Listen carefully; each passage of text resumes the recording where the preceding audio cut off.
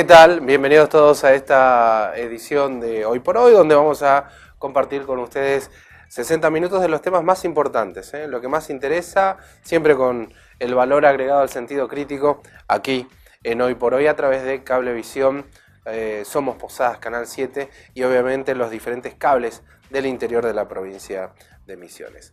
Varios son los temas que tenemos que tratar con ustedes en la jornada. Entre ellos, vamos a hablar un poco sobre el jury a la jueza Posca. Recordemos que en realidad se había iniciado el pedido de jury a la jueza. Finalmente ella renuncia, ¿no? Fue una de las últimas novedades. Y la última noticia fue que el gobernador acepta esa renuncia de la jueza a quien le habían iniciado un jury de enjuiciamiento, que lo había iniciado nada más y nada menos que el propio cuerpo colegiado de la provincia de Misiones, o sea, el colegio de abogados de la provincia de Misiones, encabezado hoy por el señor Ernesto Báez. Otro de los temas interesantes que vamos a tener es nada más y nada menos que la reforma laboral aquí en la República Argentina. Algunos de los puntos, el miércoles hubo protestas en toda la República Argentina, Posadas no fue la excepción. Ahí puntualmente varios sectores, la CCC, ATE, entre otros, fueron los que reclamaron y cuestionaron justamente este nuevo sistema laboral o esta reforma laboral que quiere implementar el gobierno nacional. Y después yo quiero destacar un dato importante que surge de agenciahoy.com, uno de los diarios digitales más importantes de la provincia de Misiones, en donde nos encontramos con una noticia, la verdad que tuvo poca réplica en el contexto o en el mundo de medios de comunicación, pero bueno, uno entiende las reglas del juego, pero es muy grave. ¿Qué es lo que sucede? En Buenos Aires, en Comodoro Pi, se está investigando los fondos que llegaron de lo que se llama el famoso GIRSU. ¿Qué es el famoso GIRSU? G-I-R-S-U. Es un sistema de recolección de residuos para que las ciudades, sobre todo las capitales, tengan nada más y nada menos que puntos limpios. ¿Qué es lo que sucede? El juzgado en lo penal federal en Comodoro Pi, el número 11, que está encabezado nada más y nada menos por el juez Bonadío, quien tiene la causa de OTESUR, quien hizo testificar durante esta semana a Cristina Fernández de Kirchner, a la propia Florencia Kirchner, bueno, al propio Máximo, o sea, a toda la familia Kirchner, también tiene esta causa. La ha investigado y se ha encontrado nada más y nada menos que con este famoso sistema GIRSU, la verdad que no lo sabíamos, habían bajado millones y millones de pesos hacia los municipios para que se instalen estos puntos limpios. Era, como para que lo entienda, una especie de subsidio no reintegrable, que lo brindaba el Banco Interamericano de Desarrollo. Bajaba la nación distribuía esto a los municipios. ¿Qué pasó? El dinero llegó a los municipios y este dinero en realidad no se sabe hacia dónde fue. Y esto es lo que está investigando justamente el juez Bonadío. Dos jefes comunales, o sea, lo que va a hacer el juez Bonadío es, en principio, agarrar e interrogar a los jefes comunales que recibieron estos fondos. Como para que usted se dé una idea, le comento esto. Por cada punto limpio, los jefes comunales recibían $1 millón. $1 millón por cada punto limpio. ¿Cuántos puntos limpios tendría que tener hoy Posadas? 7. Estamos hablando de que fueron destinados $7 millones a la ciudad de Posadas para estos puntos limpios, los cuales jamás se hicieron. Jamás se hicieron. ¿Se acuerdan ustedes que habían polémicas por estos basurales a cielo abierto o por estos famosos puntos limpios que se querían instalar en algunos barrios, que después al final nunca se hicieron nada? Bueno, acá también hay que decirlo, con todas las letras, son dos los jefes comunales que están en la mira del juez Bonadío y que ya están incluidos en la causa y en la lista de las personas que tienen que ir a dar testimonio de qué hicieron con esos fondos. El primero de ellos es nada más y nada menos que Orlando Franco, porque Orlando Franco recibió algo así, según lo que dice la propia causa, cerca de $2,5 millones. $2,5 millones. ¿Qué pasó en la segunda etapa? En la segunda etapa, según lo que cuenta la propia causa del juez Bonadío recibió aproximadamente $1 millón. Ya la gestión Joaquín Lozada. La gestión de Orlando Franco recibió $2,5 millones y ya la gestión de Joaquín Lozada recibió el medio millón que faltaba más el otro millón para continuar ese proceso y ese trabajo. Después hubo cambio de gobiernos entre el 2015, saben ustedes, y ahí, según las propias declaraciones, inclusive de Joaquín Lozada, actual intendente, esos fondos se habían recibido, pero Nación dejó de enviarlos. Hizo una auditoría, encontró desmanejos y Nación, a raíz de los resultados de esa auditoría, lo que hizo es una denuncia penal en el juzgado de Bonadío. Bonadío finalmente toma acción y lo que va a hacer ahora es comenzar a indagar a todos los intendentes. Calculen ustedes que esto tenga que ver con esta famosa rivalidad que existe todavía entre el propio juez Bonadío y los Kirchner, porque está señalado sobre todo uno de los lugares más emblemáticos del kirchnerismo, como lo es Río Gallegos. Río Gallegos figura primero en la lista de recibir estos fondos. O sea, estamos hablando, Río Gallegos tenía 10 puntos limpios que tenía que hacer. O sea, estamos hablando de $10 millones. Es muchísimo dinero, muchísimo dinero. Bueno, nosotros acá tendríamos que tener 7. Obviamente esto no existe y puntualmente lo que está haciendo el juez Bonadío es, a partir de la auditoría que hizo Nación, hacer la investigación judicial correspondiente. El dinero falta, los desvíos de fondo existieron, ahora hay que buscar a los responsables. Por lo que plantea Bonadío en base a esta auditoría, lo que se dice es que los intendentes son los primeros responsables de los desvíos de estos fondos.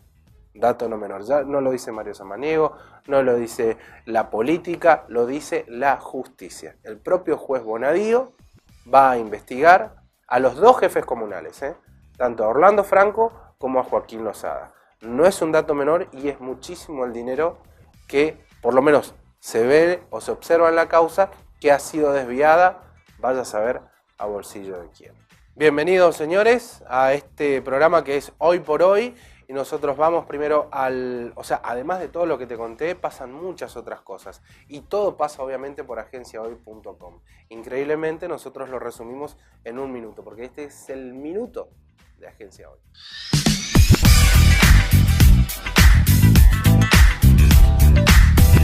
El empadronamiento lo hace su médico de cabecera, se le hace el pedido de un análisis de glucosa, la glucosa en sangre, y bueno, con eso se hace el empadronamiento, que lo hace directamente el médico de cabecera de cada uno de nuestros afiliados, ¿no? ¿Qué se busca con esto? Y esto se tomó ¿qué preguntas vos haces? Esto se realizó con una finalidad de transparentar, de hacer también un PAMI más ágil. Este próximo viernes, sábado y domingo se va a realizar en Puerto Piraí la fiesta provincial de la juventud, ¿no es cierto?, que va a constar de 3 días porque va a haber mucha recreación, campamento, peñas, exposiciones, y la fiesta que también va a haber música y elección reina, ¿no es cierto? Termina ya el mandato de Victoria, que se va a dedicar ya prontamente a la medicina. Pero bueno, realmente desde el Ministerio de Desarrollo Social siempre apoyamos estas políticas que son trascendentísimas para nosotros. Se está disputando la 9ª, la anteúltima de nuestro campeonato. Es en el circuito Verá, es un circuito donde se acondiciona para el karting, ¿no es cierto? Se arman todas las chicanas, así que bueno, es un poquito distinto a lo que se corre acá en el cartódromo de Posada, pero bueno, es un trazado ideal, ¿no es cierto?, donde los pilotos pueden aprovechar al máximo, ¿no es cierto?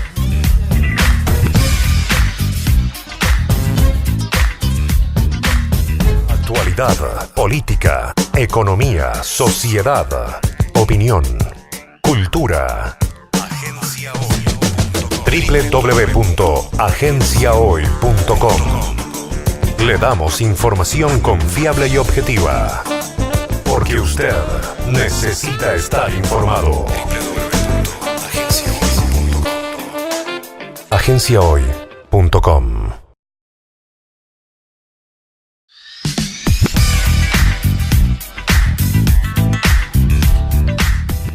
Comenzamos, señores, con los invitados. Vamos a dialogar, en este caso, con el presidente del Colegio de Abogados de la provincia de Misiones, Ernesto Báez, que ya está aquí con nosotros.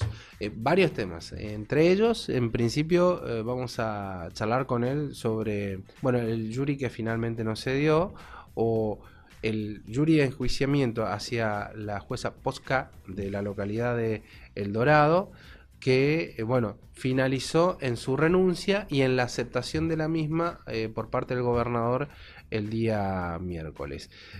Doctor Báez, ¿qué tal? ¿Cómo está? Buenas noches, gracias por venir. Buenas noches, Mario. Bien. Encantado, gracias a vos. Bueno, coméntenos, doctor, ¿le sorprendió la renuncia de la doctora Posca? La verdad que sorprenderme no, porque era alguna de las posibilidades que estábamos barajando. Obviamente hubiéramos esperado que esto se hubiera producido 2 meses antes y se evitaba todo este problema. La doctora Posca hacía 2 meses y medio que estaba notificada, digamos, del dictamen de Junta Médica del Poder Judicial, y no se tomaba ninguna resolución al respecto. Claro. Entonces, ante la inacción, digamos, de los organismos y el colapso que tenía el fuero de familia en la ciudad de El Dorado, que es un problema además que se extiende a toda la provincia, bueno, la verdad que no es algo que nos gusta hacer, pero no tuvimos otra posibilidad que promover el jurado de enjuiciamiento. Bueno, finalmente renunció, el gobernador aceptó su renuncia, y ahora ¿cuál sería el próximo paso? Me imagino que ustedes van a pedir que obviamente se ocupen esos lugares. Creo que Iguazú también está sin juez. En el caso de la doctora Posca, al haber renunciado y acogerse al beneficio jubilatorio, que es una de las posibilidades que tiene, el pedido jury queda abstracto, se llama en derecho, ¿no? No tiene sentido tratarlo, porque el objetivo que tiene un pedido de jury de enjuiciamiento es el apartamiento de un juez de la función que ejerce. Si se ha apartado voluntariamente, no tiene sentido seguir tratando el jury de enjuiciamiento. Lo que sí vamos a pedir que se activen cuanto antes los mecanismos institucionales para iniciar el concurso de designación de ternas al Consejo de la Magistratura, y después que el Consejo de la Magistratura cumpla ese proceso, que se eleve cuanto antes al gobernador, y ahí las sucesivas instancias solicitarle que actúen con la mayor premura posible, porque es un fuero muy sensible que está necesitando de manera inmediata que un juez titular tome ese juzgado, ¿no es cierto? Y la otra pregunta era la situación de Iguazú. Bueno, sí, en Iguazú hay una situación similar. El juzgado de fuero universal, que comprende al fuero de familia de la localidad de Iguazú, el juez, que es el doctor Jerometa, se encuentra con una licencia indefinida de hace mucho tiempo, de hace muchos años. Nosotros promovimos un jury de enjuiciamiento que hasta el día de hoy no fue tratado por el jurado de enjuiciamiento, y que obviamente estamos exigiendo que se traten o se tomen medidas al respecto, porque ocurre también la misma situación de colapso y emergencia judicial que tenía El Dorado, ¿no? Para que la gente lo entienda, ¿quiénes conforman el jurado de enjuiciamiento? Bueno, la función es justamente enjuiciar a los jueces que no cumplan con sus funciones, pero ¿quiénes la componen? ¿Cuándo comienza a trabajar? ¿Trabaja durante todo el año? Para que la gente lo entienda. La verdad que es una muy buena pregunta, y además es algo sobre lo que nos debemos un debate los misioneros y sobre todo los operadores de justicia. El jurado de enjuiciamiento es un organismo constitucional que tiene una enorme función y se lo conoce muy poco, es prácticamente desconocido, si se quiere. Y la función que tiene el jurado de enjuiciamiento es justamente la de juzgar la conducta de los magistrados en el ejercicio de su función. Y si esa conducta se prueba que han cometido irregularidades, es la de apartar a un magistrado del ejercicio de su función. Es la forma de remover a los jueces, ¿no es cierto? Según la Constitución de la provincia, el artículo 158, lo componen 3 miembros del máximo superior Tribunal de Justicia, del Poder Judicial, 2 abogados que son electos por sorteo y 2 legisladores. A mi criterio es un órgano que tiene un mal diseño constitucional. Y voy a explicar las razones. Que incluso nosotros probablemente desde el Colegio de Abogados promovamos el año que viene alguna enmienda constitucional de este mecanismo, ¿no es cierto? Las razones que vemos que lo tornan inoperativo son, primero, que hay una alta incidencia, desproporcionada incidencia del Poder Judicial sobre los demás integrantes del Consejo. Tiene 3 miembros sobre 7 y esos 3 miembros además son los jueces de la más alta esfera del Superior Tribunal de Justicia. Claro. Los abogados son electos por sorteo y no por vocación. No concurren al cargo por vocación como sí lo hacen en el Consejo de la Magistratura. Entonces muchos abogados, algunos desempeñan bien su función, pero otros abogados realmente no quieren participar. Es una carga que no están dispuestos a asumir y no hay un compromiso, si se quiere. Claro. Y otro error grave que tiene el jurado de enjuiciamiento es que no tiene ninguna representación del Poder Ejecutivo, lo cual es una barbaridad porque el Poder Ejecutivo puede tener fundadas y documentadas razones para apartar a un magistrado del cargo. Fíjese que esto no ocurre en el Consejo de la Magistratura, que también lo componen 7 miembros, pero la distribución está más equilibrada. Hay 2 abogados que participan por vocación, por elecciones. Claro. Hay 2 miembros del Poder Judicial, uno del superior y otro de los jueces inferiores. Hay 2 legisladores y hay un representante del Poder Ejecutivo. Es un organismo más equilibrado. Un cuarto error grave que tiene el jurado de enjuiciamiento, que funciona dentro del Superior Tribunal de Justicia.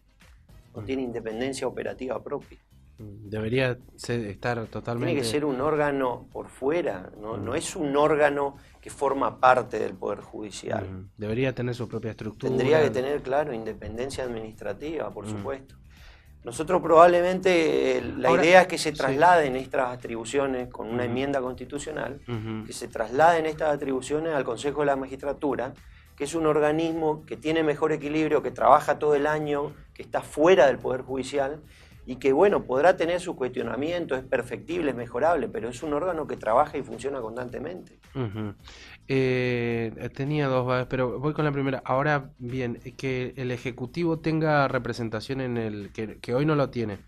¿Esto no le daría opciones al poder político porque es un lugar sensible, o sea, es un jurado de enjuiciamiento, que eso por ahí hay jueces que toman decisiones que no les gustan al poder de turno? ¿Usted cree que esto no le daría un poco de poder al color político que sea, renovación, puertismo, humadismo, el que esté de turno antes o hacia adelante? ¿O no va a influir mucho eso? Bueno, mire, en una república, la república se sustenta en el criterio de división de los poderes del Estado, pero también se sustenta en el criterio de control que tienen que ejercerse entre los poderes.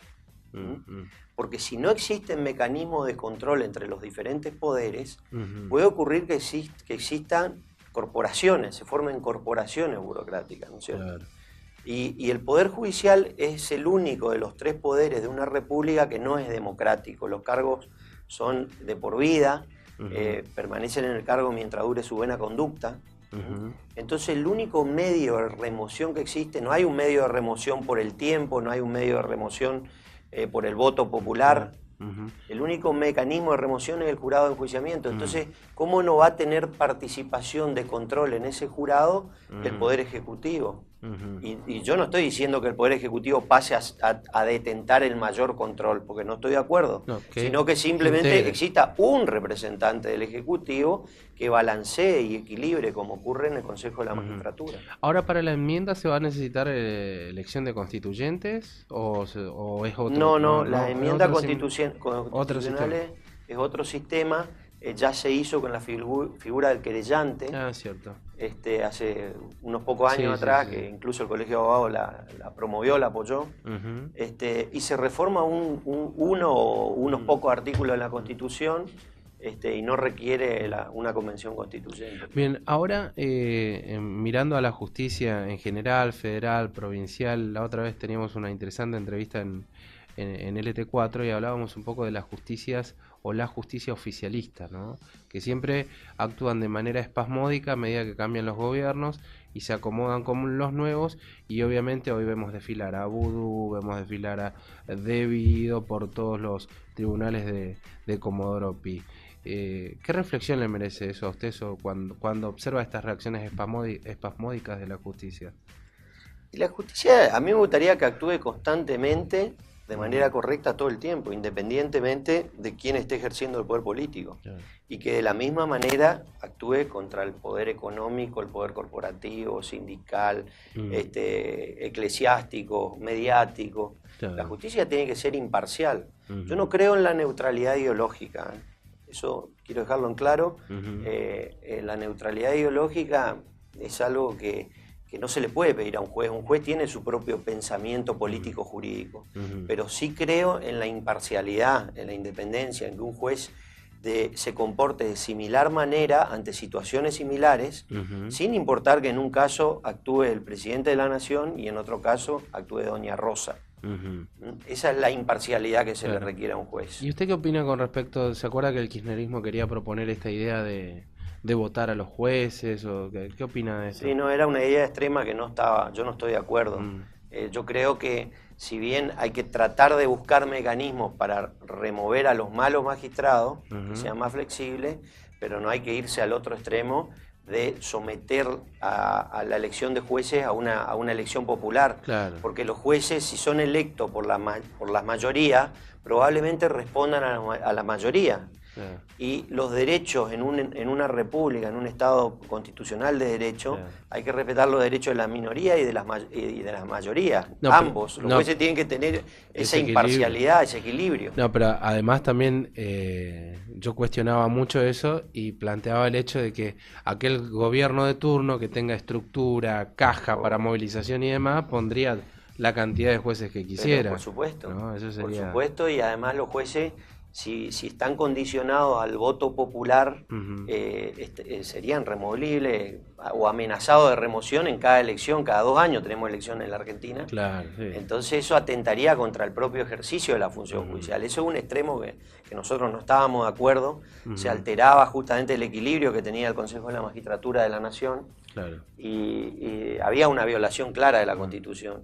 Yo recuerdo incluso que ahí la Corte actuó de manera inmediata y le puso un freno. Y para mí fue un buen fallo de la Corte. Recuerdo en ese proceso 2 fallos muy interesantes de la Corte, uno a favor y otro en contra. Uno fue con el caso de la ley de medios. Y otro fue el caso del Consejo de la Magistratura, que es que comentamos, donde la Corte le dijo, un momento, un freno acá porque nosotros no podemos ser electos por el voto popular. Claro. Bien, ¿cuándo termina usted su mandato en el colegio? Me queda 1 año más. 1 año más. Sí, ¿Y sí. cómo le trató el...?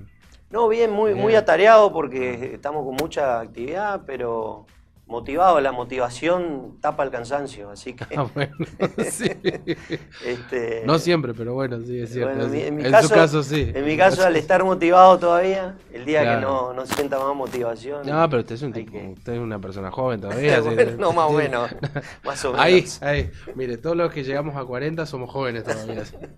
Bueno, señor Ernesto Báez, muchas gracias por venir. Gracias a vos, Mario. Bueno, señores, hacemos la pausa, ya venimos.